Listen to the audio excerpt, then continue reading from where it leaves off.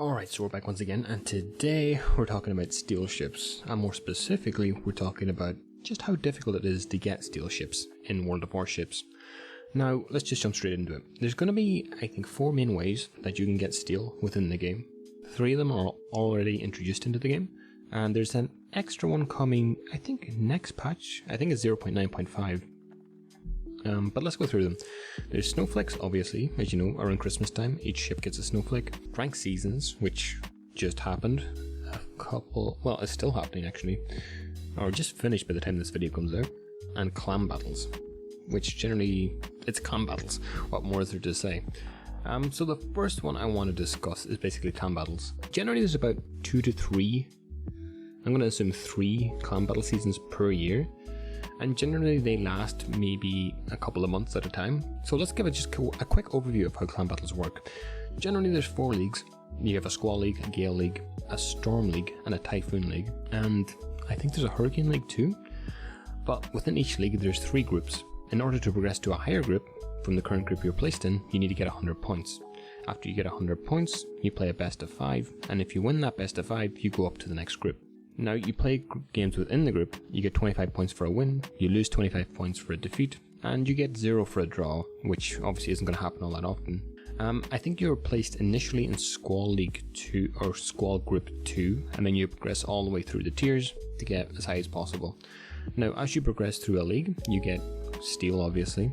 If you progress all the way to the very top, and you're ranked I think in the top 50 clans, you get a maximum of 11,000 steel. Generally getting 11,000 steel is going to be really difficult. Being ranked top 50 clans in the game on whatever server you're in is going to be pretty difficult. So with that in mind, I decided to, well, just for the basis of this calculation, I decided that getting to Storm League should generally be achievable for basically most players in the game. That's if you play within a clan and it plays competitive. Now I know a lot of players will not play within a clan, but I think it's really important to include clan battles because it's probably one of, if not the largest way to get steel in the entirety of the game. So if you do get to Storm League, that's going to basically net you about 6,500 steel for participating in a single season of clan battles. Now, moving on to the next main method of getting steel is ranked battles. Now, I want to differentiate a little bit here because there's 2 different forms of rank. There's ranked sprints, and okay, occasionally you get ranked 1v1s, but that's kind of irrelevant, and ranked battle seasons.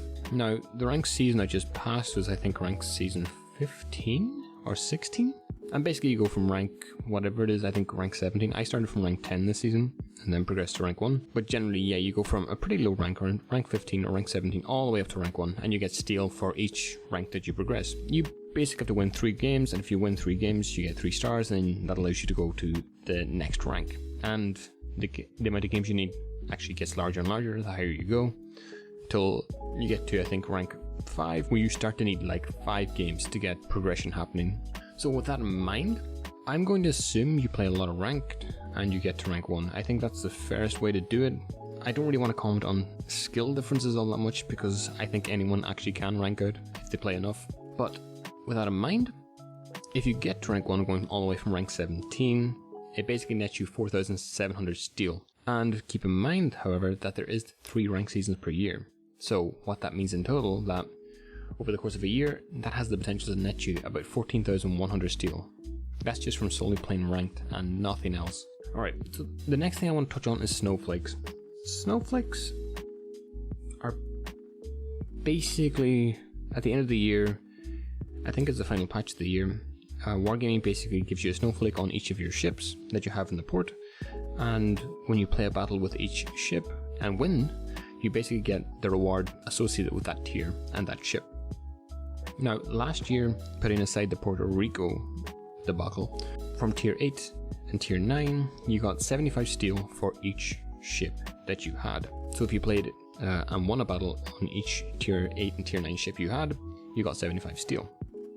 Now I'm going to use my how many tier 8 and tier 9 ships I have in the port right now to do this calculation because it's so variable that it's hard to get a good grasp on how many tier 8 and tier 9 ships each individual person has in the game. So I have 10 tier 8 and tier 9 ships, and as a result that nets me about 750 steel for the entire year. And again, this isn't a completely massive amount of steel, but again, it's still relatively significant in the grand scheme of things. It's almost 1,000 steel. If you're short a little bit of steel, it can obviously push you over that ledge that allows you to get another ship. And finally, I think with 0.9.5, Wargaming has actually decided to introduce steel into the daily missions, and as a result, what that means is that you'll generally get about 20 steel per day just for playing from daily missions. Now again, this isn't going to be a significant change. 20 steel per day basically amounts to 140 steel per week, or 7,280 steel per year, which is a pretty nice haul. But if you do not play ranked or clan battles, it's going to be incredibly difficult for that to make actually a dent in getting an actual steel ship. So keep that in mind. So in summary, basically, if you get 14,100 steel from ranked battles alone, you get 19,500 steel from clan battles. Remember, there is 3 clan battle seasons in a year, and we're assuming you can get to Storm League, which again is not impossible, but alongside this you now have the possibility to get 7,280 steel per year just from daily missions, and when you add on the 750 steel from Snowflakes, which again is very variable from person to person, in total this gives you 41,630 steel per year. Now, if we look at the steel ships in the armory, the Stalingrad is around 25 to 28,000 steel. I think the Bourgogne is 30,000 steel, so that's per year basically going to net you 1 steel ship. It's going to be very difficult to get 2 ships, I think. Now, I don't think it's really possible, even if you do excel in clan battles. I just don't think the emphasis is there to get another 9,000 steel.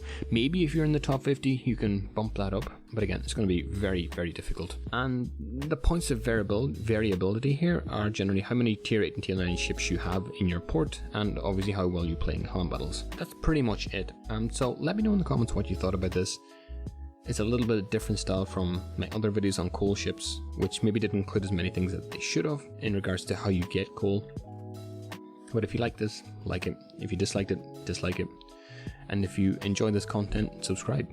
But until next time, I'll see you in the next one.